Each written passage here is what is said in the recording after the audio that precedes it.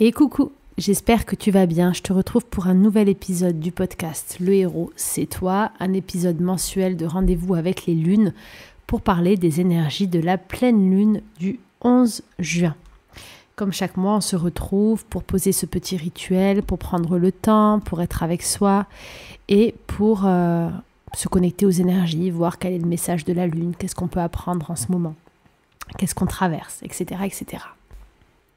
Donc la prochaine pleine lune aura lieu le 11 juin et comme les fois précédentes, j'aimerais, avant de te partager moi ce que je ressens par rapport aux chiffres, parce que je me connecte aux chiffres pour vraiment canaliser un petit peu les messages que je vais faire en direct avec toi, je te propose déjà toi de recevoir ton propre message et pour ça, on va simplement poser la main de notre choix sur notre poitrine, on va respirer profondément 3 fois.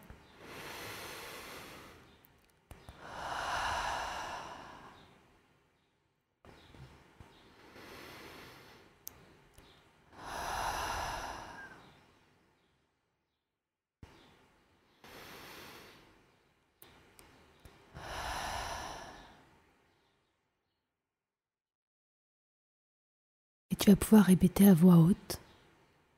Chère lune, montre-moi ce que je dois lâcher. Montre-moi le chemin de ce qui m'élève.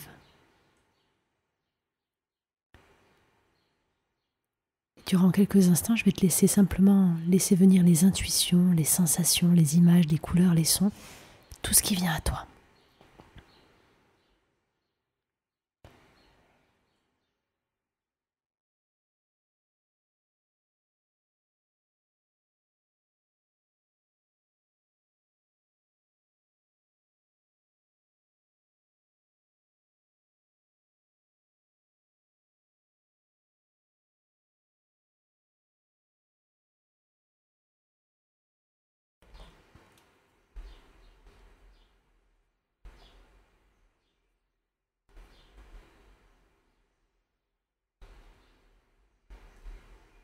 Ok, je note moi aussi ce que je ressens en même temps, avant de me connecter aux chiffres. Donc déjà là, tu as pu recevoir tes propres messages, ta propre guidance intérieure. Moi, ce que j'aime vraiment faire avec ces énergies, c'est en me connectant à vous, en communiquant, parce que je pense qu'on est toujours en miroir, donc il y a toujours un message quelque part, mais me connecter aux chiffres et laisser venir un petit peu les messages canalisés, profiter de cet égrégore, qu'on soit nombreux à suivre les rites lunaires et me connecter justement à cette énergie de la lune pour recevoir un petit peu quel est le message, l'apprentissage, ce que je suis en train de vivre, d'intégrer. Je le prends vraiment comme des rendez-vous avec moi à chaque fois et c'est ce que j'essaie de vous partager.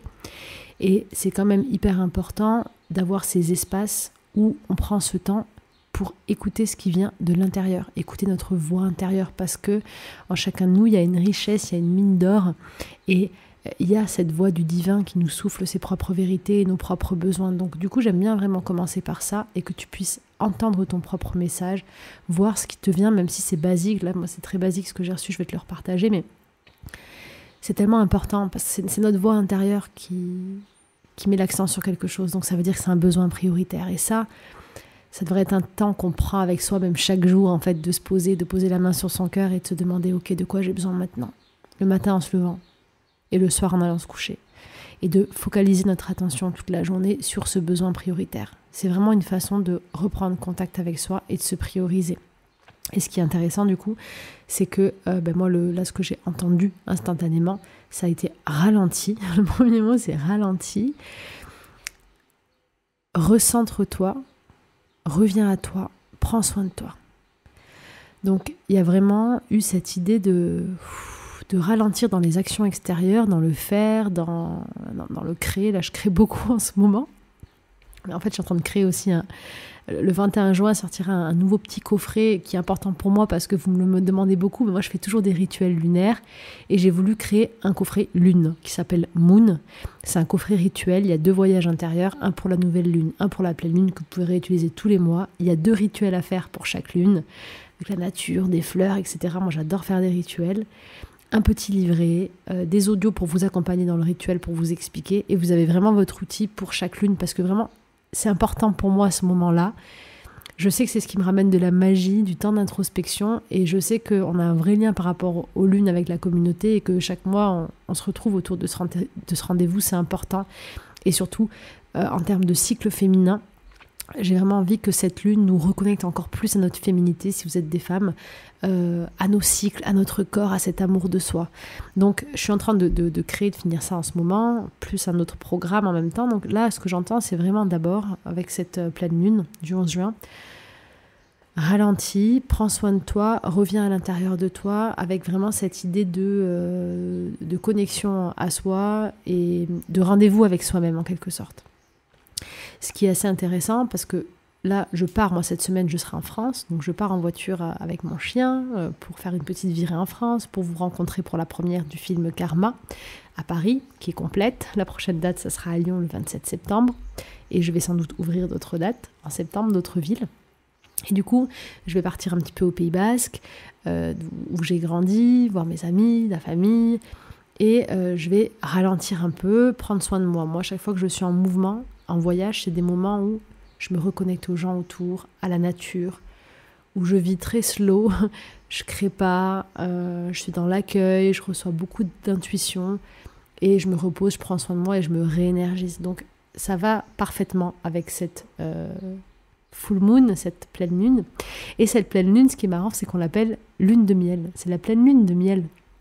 Et du coup, ce qui est aussi intéressant, et c'est ce que je ressens dans ces énergies, tu sais, c'est quand on vit une lune de miel, bon, je dis tu sais, je ne l'ai pas vécu, je ne suis pas mariée, mais quand on vit une lune de miel, en fait, c'est un moment où on va vraiment profiter à fond. C'est un petit peu un moment où on met entre parenthèses toute la vie, et après avoir créé ce rituel, cette cérémonie du mariage, on va vivre cette parenthèse de bonheur. On va se faire plaisir, on va chercher à faire le plus beau voyage, aller dans un endroit détente ou dans un lieu qui nous apaise, et vraiment profiter de l'amour et du partage avec l'autre, du lien avec l'autre dans toute son intensité, en fait, dans son plus beau côté. Donc on enlève les problèmes, on enlève les plans, on enlève demain, on enlève hier. On vit ce moment comme des vacances, mais une reconnexion à l'autre et un amour pur, en fait. C'est là où, après avoir planté ce serment et cette graine, on laisse un petit peu éclore l'amour. Donc peu importe quand est-ce qu'on le vit, mais c'est toujours très ritualisé parce qu'on vient créer un moment magique. La lune de miel, on essaie de faire en sorte pour que ça soit vraiment un lieu paradisiaque, des moments authentiques et merveilleux avec notre partenaire. Et bien là, le message de la pleine lune, pour moi, c'est très clair en fait. Avec le prends soin de soi, c'est vraiment d'essayer de vivre cette lune de miel avec soi-même. Donc si on imagine qu'on fait un lien, qu'on fait un pacte, qu'on se marie à soi-même, donc qu'on s'unit, ce qui est... Alors là, du coup, je vais rebondir sur le 11. Voilà comment les chiffres s'activent quand je regarde de manière intuitive. Mais le 11, on est sur une union sacrée, intérieure, précisément, puisqu'on est sur le 11 de l'esprit. Alors, on est aussi le 6 du mois de juin, une fois de plus, qui confirme ça, donc le chiffre de l'amour, de l'harmonie, de l'amour inconditionnel, de la beauté, du lien sacré, de l'amour véritable, quand on ne tombe pas dans l'obsession. Et avec ce 2 et ce 6, il y a clairement cette idée de je me connecte à moi-même, je fusionne avec moi-même, je fais un accord clair et volontaire de l'esprit, je me marie avec moi-même, je m'unis avec moi-même, donc peut-être mes deux parties, mon enfant intérieur, ma partie consciente, ma partie inconsciente, mon corps et mon âme, mon esprit et mon âme, mon esprit et mon corps, peu importe. Mais j'ai cette union que j'amène dans la douceur de l'âme du 6, de l'énergie, dans l'amour, dans l'harmonie, dans un moment précieux. Donc, clairement, la recommandation et le message de cette pleine lune, organise-toi ta propre lune de miel. Organise-toi ton propre mariage intérieur avec ta lune de miel. C'est ce qui me vient le plus spontanément possible en termes d'exercices et de pratiques concrètes qu'on pourrait faire. Un rendez-vous avec soi, une union avec soi-même. J'ai vraiment cette vision-là de faire un rituel très métaphorique là-dessus. Et une lune de miel avec soi-même. Une lune de miel où on se crée cet environnement paradisiaque, cette parenthèse pour soi, ce qui nous fait plaisir, comme si on partait avec notre compagnon, notre compagne, notre amour. Et on se vit ce moment merveilleux en fait, où on s'aime, où on vit l'amour. On vit l'amour pleinement, dans la joie, et on laisse le passé, on laisse le futur, et on est dans cette parenthèse.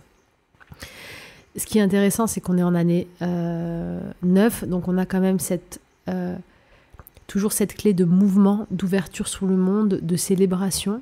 Donc on a cette idée vraiment de montrer au monde, de s'ouvrir, d'exprimer à l'extérieur ce besoin d'amour intérieur et de fusion intérieure qui va être assez intéressante.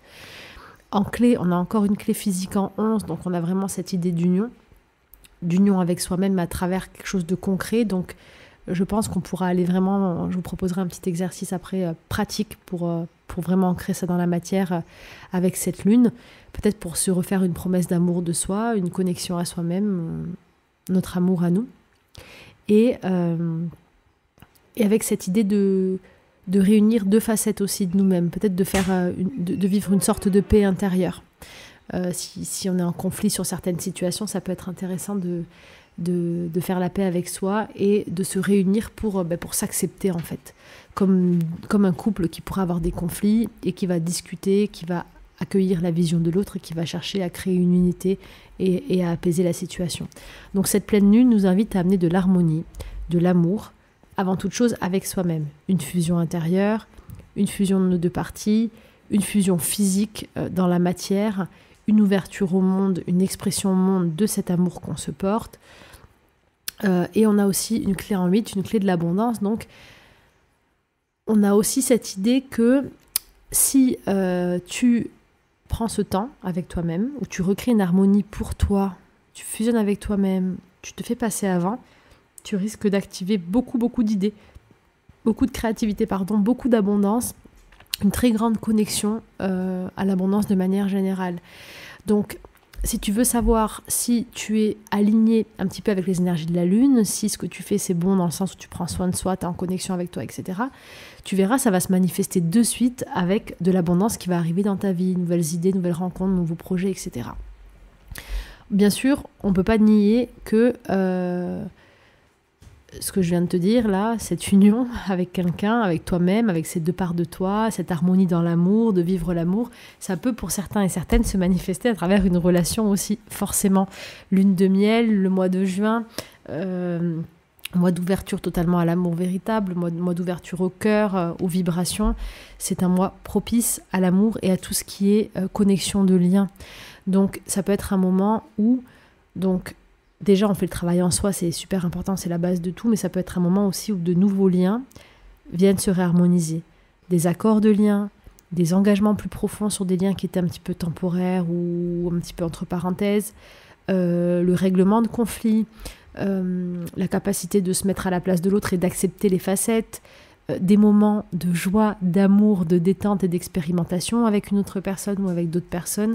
Ce que tu vas vivre à l'intérieur, ce que tu es invité à vivre à l'intérieur, ça risque fortement de se manifester à l'extérieur. Surtout que on a une clé en 9 dans l'année 9, donc ça peut être une ouverture sur le monde et ça peut se manifester comme ça. Donc l'un ne va pas sans l'autre, on n'est pas en opposition, tu peux très bien faire ton rituel avec toi-même et être dans cet amour de soi, cette lune de miel avec toi, et aussi la vivre en parallèle avec une autre personne ou avec des personnes qui te sont chères. On peut aussi parler de relations amicales, avec tes enfants. Moi, typiquement, je pars avec Georges, mon chien, je sais qu'on va vivre un moment, tous les 2, une aventure, il adore partir en voyage avec moi. Il va faire aussi ses petits soins d'hydrothérapie, il sera dans un environnement plus frais au Pays Basque, on va partir en train ensemble pour ma première, il adore quand on est en voyage. Donc c'est toujours des souvenirs et des moments géniaux, des moments de partage simplement où on a un environnement d'harmonie, beaucoup d'amour et une fusion entre 2 êtres ou une fusion entre 2 parts de soi. En gros c'est ça, les énergies de la pleine lune. Comme on est sur une pleine lune, j'ai tendance à penser que les pleines lunes souvent viennent éclairer des parts d'ombre, des parts qu'on ne regarde pas.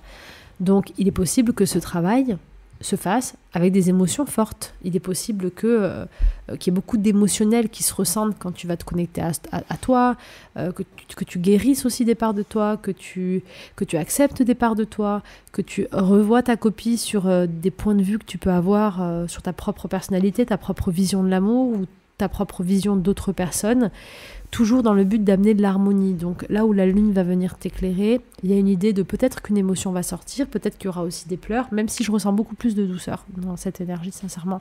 Je ressens pas une pleine lune de nettoyage intense comme on a pu avoir le mois dernier par exemple.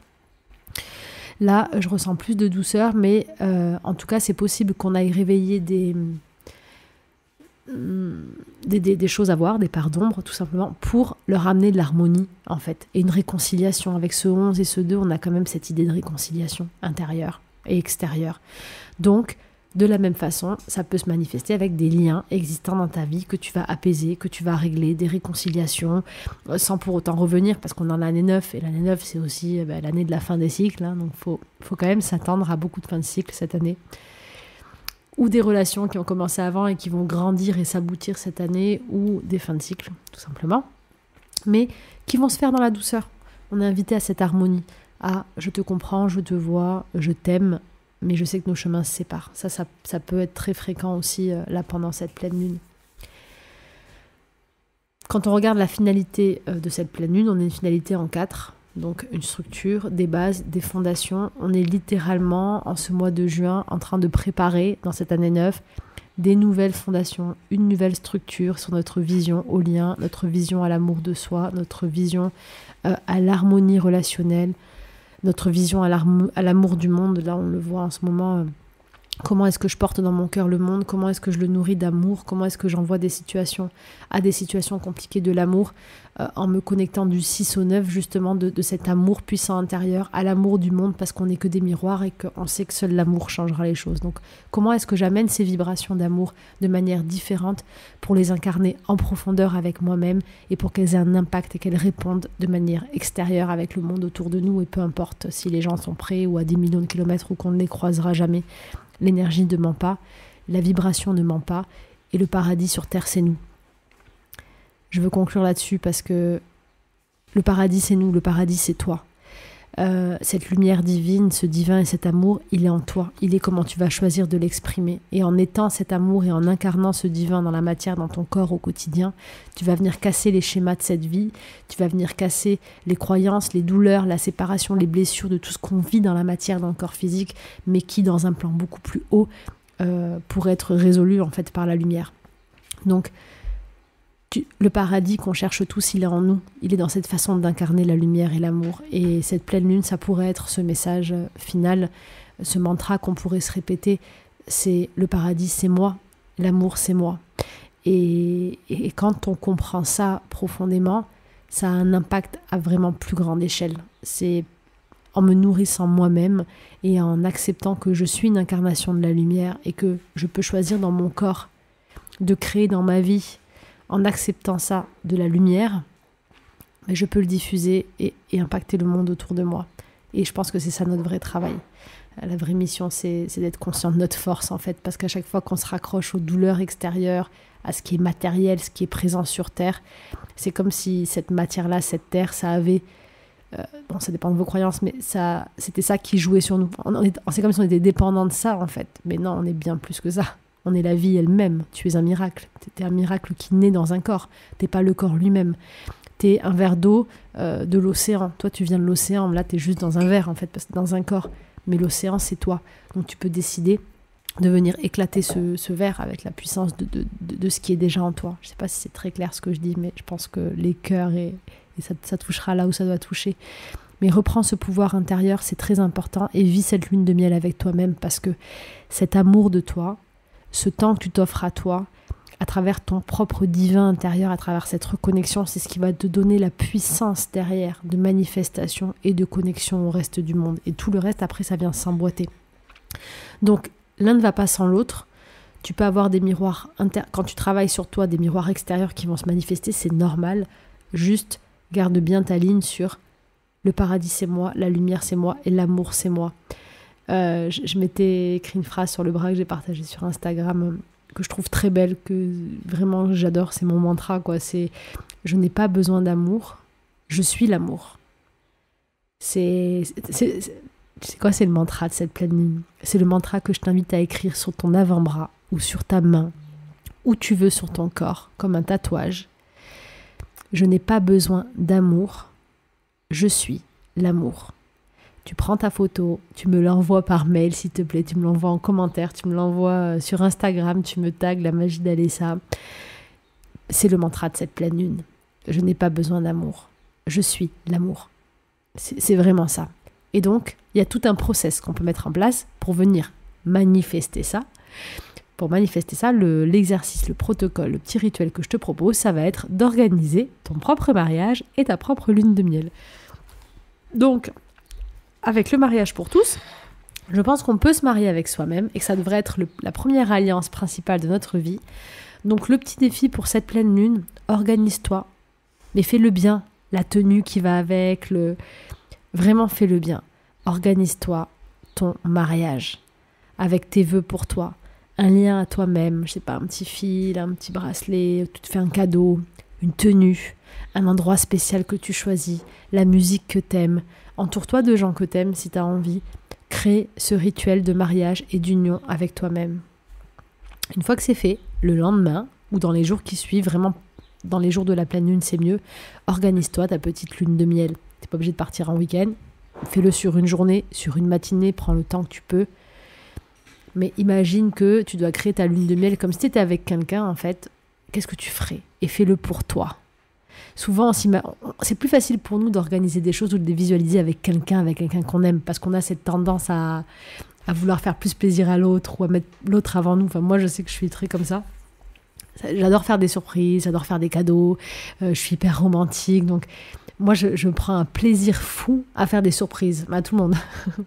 Vraiment à faire des petites surprises, et ça me nourrit de pouvoir offrir ça à l'autre, en fait. Ça me remplit le cœur, et j'ai plus de mal à me le faire à moi-même. Et du coup, ça peut être bien d'imaginer qu'on le fait pour quelqu'un, mais de le faire pour soi, ça peut que nous réconcilier avec soi-même. Donc c'est le défi que je te propose, la petite pratique que je te propose pour cette pleine lune. Le 21 juin sort le coffret Moon, le petit coffret qu'il te faut si tu aimes suivre ces capsules lunaires. Je te rappelle que jusqu'au 12 juin inclus, il y a une promo sur tous les coffrets, tous les livres, sur mon site internet, moins 50% sur tout, avec le coupon RêVE 2025, RêVE en majuscule et au pluriel, tout attaché, pour bénéficier de cette offre. Et quoi d'autre. Et un nouveau coffret sortira aussi au mois de juillet, toujours sur le thème du karma, mais c'est plus un programme de 30 jours, comme je manifeste, pour devenir acteur, pour se libérer du karma, des liens, des schémas, les observer. Il est super, je suis en train de l'enregistrer aussi en même temps. Et chaque jour, je fais les défis et les exercices, c'est juste incroyable, j'adore. J'adore ce rendez-vous avec soi. J'espère que ces énergies vous auront parlé. Si ce n'est pas déjà fait, vous pouvez vous abonner sur la chaîne YouTube, activer la petite cloche des notifications pour recevoir les prochains voyages intérieurs, les prochaines vidéos. Le voyage de ce mois-ci, c'est le passage, c'est voir son futur, le meilleur futur possible. C'est un voyage intérieur d'hypnose où on visualise le futur de nos rêves, le meilleur futur possible probable. Le fait de l'incarner, de le visualiser, on l'active. C'est une super séance. Et jeudi prochain, il y aura aussi une séance pour les enfants. La même chose pour les petits loups. Ça s'appelle la porte magique, pour qu'ils puissent aller visiter eux aussi leur monde des rêves et se connecter au monde dès qu'ils en auront le besoin. J'ai ma petite fille là, qui vient et qui est en train de me faire un massage. Elle est trop mignonne. Bonjour. Elle est trop mignonne, mon cœur. Comme quoi, quand on parle de l'amour de soi, juste le fait de le poser, d'en faire un rituel, de vous le dire, donc je vais le faire moi aussi, de mettre l'intention, il y a l'amour qui se manifeste sous toutes ses formes. Même ma fille vient me faire un massage, c'est juste génial. Je vous fais un gros bisou, je vous retrouve très vite pour un prochain épisode. On se retrouve sur mon site lamagidalessa.com, sur la chaîne WhatsApp où je vous partage quotidiennement des audios, des messages, des pensées. La chaîne qui s'appelle Alessa, Stéphanie Dordain. Vous avez les liens sous la vidéo. Sur mon site, quand vous y allez, juste en bas, il y a écrit rejoindre WhatsApp. Et voilà, et sur la newsletter bien sûr. Allez, à très vite.